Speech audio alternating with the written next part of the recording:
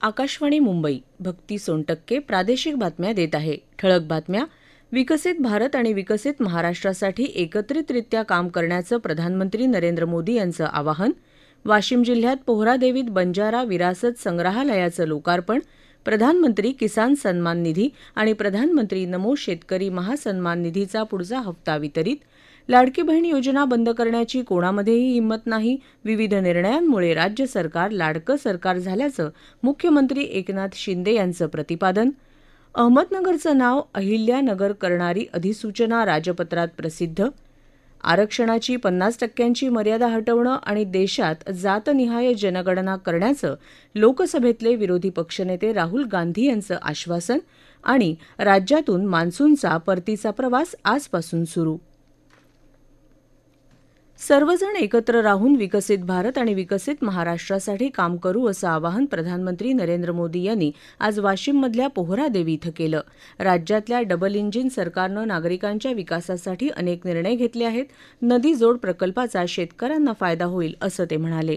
महाराष्ट्र सरकार ने वैनगंगा नलगंगा नदियों को लिंक करने की योजना को मंजूरी दी है. करीब 90,000 करोड़ रुपए की इस परियोजना से अमरावती, यवतमाळ, अकोला, बुल्डाना, वाशिम, नागपुर और वर्धा में पानी की कमी को दूर होगी.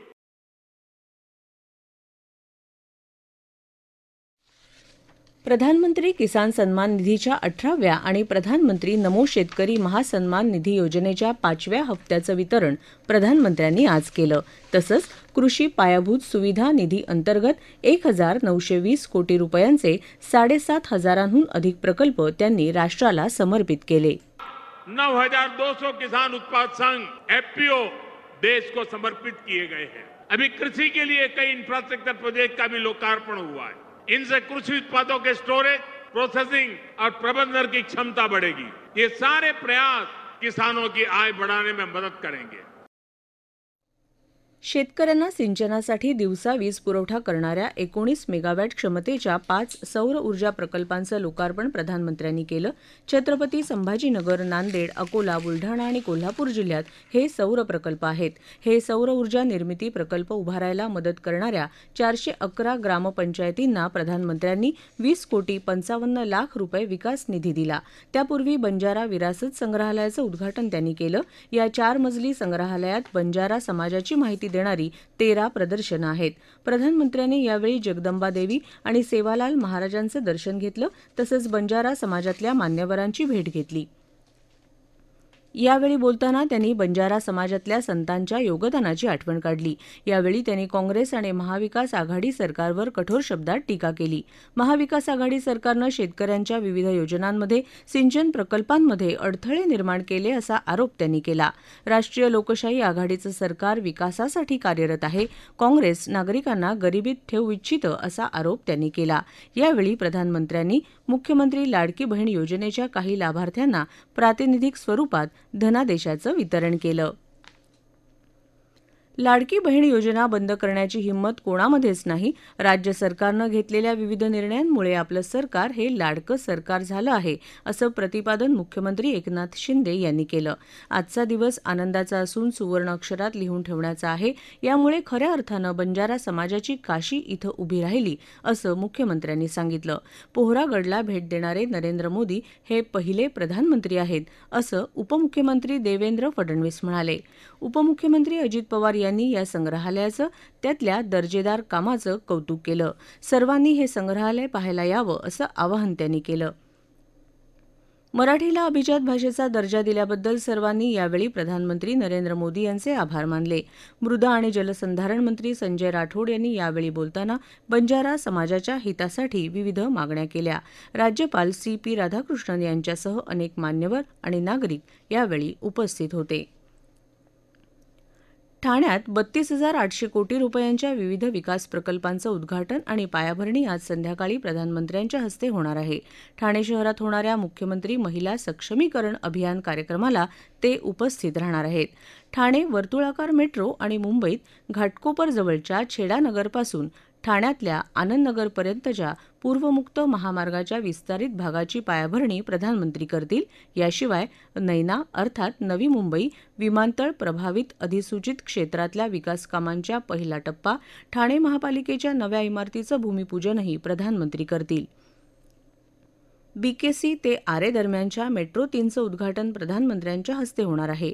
त्यानंतर ते मेट्रोतून प्रवासही करणार आहेत. प्रवासादरम्यान प्रधानमंत्री मुख्यमंत्री लाडकी बहीण योजनेच्या लाभार्थी, विद्यार्थी आणि कामगार यांच्याशी संवाद साधतील. याशिवाय मराठीला अभिजात भाषेचा दर्जा मिळाल्याबद्दल आयोजित कार्यक्रमात ते सहभागी होणार आहेत. अहमदनगर जिल्ह्याचं नाव आता अहिल्यानगर झालं आहे. हे नामकरण करणारी अधिसूचना राज्य सरकारनं काल राजपत्रात प्रसिद्ध केली. केंद्रीय गृहमंत्रालयानं 1 ऑक्टोबर रोजी पाठवलेल्या पत्रात या नामकरणाला मंजुरी दिली होती. त्यामुळे अहमदनगर जिल्हा, तालुका आणि शहराचं नाव आता अहिल्यानगर झालं आहे. या प्रादेशिक बातम्या आकाशवाणीच्या मुंबई केंद्रावरून देत आहोत. आरक्षणाची 50% मर्यादा हटवणं आणि देशात जातनिहाय जनगणना करण्याचं आश्वासन लोकसभेतले विरोधी पक्षनेते राहुल गांधी यांनी आज दिलं. राज्यघटना वाचवण्यासाठी हे 2 सर्वात महत्त्वाचे मार्ग असल्याचं त्यांनी कोल्हापूर इथं संविधान सन्मान संमेलनात सांगितलं.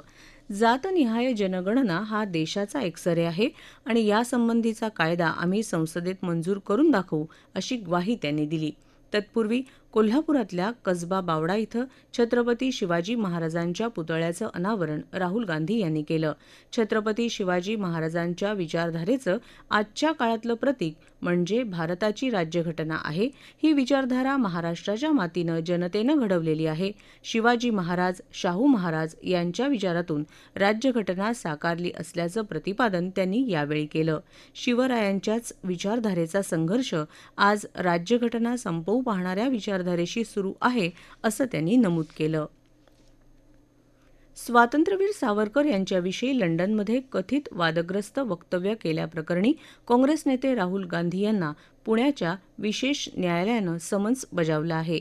23 ऑक्टोबर रोजी न्यायालयात हजर राहून बाजू मांडण्याचे आदेश त्यांना दिले आहेत. नाशिक मुंबई लोकलची गेल्या अनेक वर्षांपासूनची मागणी नमो भारत रॅपिड रेल्वेमुळे पूर्ण होणार असून या नवीन स्वदेशी बनावटीच्या रेल्वेला रेल्वे बोर्डानं मंजुरी दिल्याचं रेल्वेमंत्री अश्विनी वैष्णव यांनी स्पष्ट केलं आहे. लवकरच याची चाचणी सुरू होणार आहे. भाजप पदाधिकाऱ्यांनी नाशिकमध्ये वैष्णव यांची भेट घेतली, त्यावेळी ते बोलत होते. राष्ट्रविरोधी कारवायांशी संबंधित प्रकरणात एनआयए म्हणजेच राष्ट्रीय तपास संस्थेनं आज महाराष्ट्रासह जम्मू काश्मीर, उत्तर प्रदेश, आसाम आणि दिल्लीत 22 ठिकाणी छापे टाकले. जैश ए मोहम्मद या दहशतवादी संघटनेच्या कारवायांशी संबंध असल्याच्या संदर्भात ही छापेमारी सुरू आहे. छत्रपती संभाजीनगर, जालना आणि मालेगावमध्येही हे छापे सुरू आहेत. एनआयएनं छत्रपती संभाजीनगरमधून 3 जणांना ताब्यात घेतल्याचं वृत्त आहे. राज्यातून मान्सूनचा परतीचा प्रवास आजपासून सुरू झाला. नंदुरबार जिल्ह्यातून आज मान्सून परतल्याचं हवामान विभागानं कळवलं आहे. उर्वरित महाराष्ट्रातून पुढच्या आठवड्यात मान्सून पूर्णपणे माघारी जाईल असा अंदाज हवामान विभागानं वर्तवला आहे.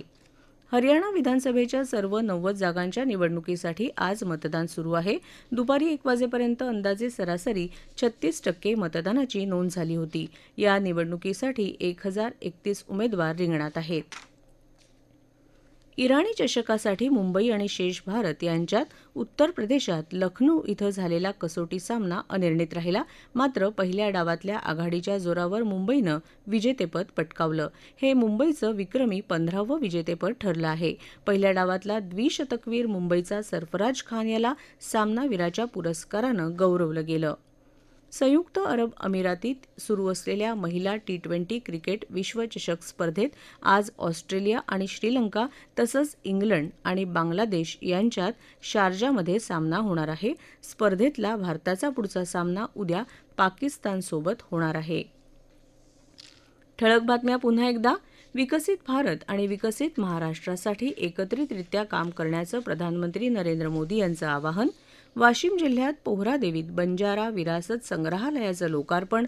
प्रधानमंत्री किसान सन्मान निधी आणि प्रधानमंत्री नमो शेतकरी महासन्मान निधीचा पुढचा हप्ता वितरित, लाडकी बहीण योजना बंद करण्याची कोणामध्येही हिंमत नाही, विविध निर्णयांमुळे राज्य सरकार लाडकं सरकार झाल्याचं मुख्यमंत्री एकनाथ शिंदे यांचं प्रतिपादन, अहमदनगरचं नाव अहिल्यानगर करणारी अधिसूचना राजपत्रात प्रसिद्ध, आरक्षणाची 50% मर्यादा हटवणं आणि देशात जातनिहाय जनगणना करण्याचं लोकसभेतले विरोधी पक्षनेते राहुल गांधी यांचं आश्वासन आणि राज्यातून मान्सूनचा परतीचा प्रवास आजपासून सुरू. याबरोबरच आकाशवाणी मुंबई केंद्रावरचं हे प्रादेशिक बातमीपत्र संपलं. नमस्कार.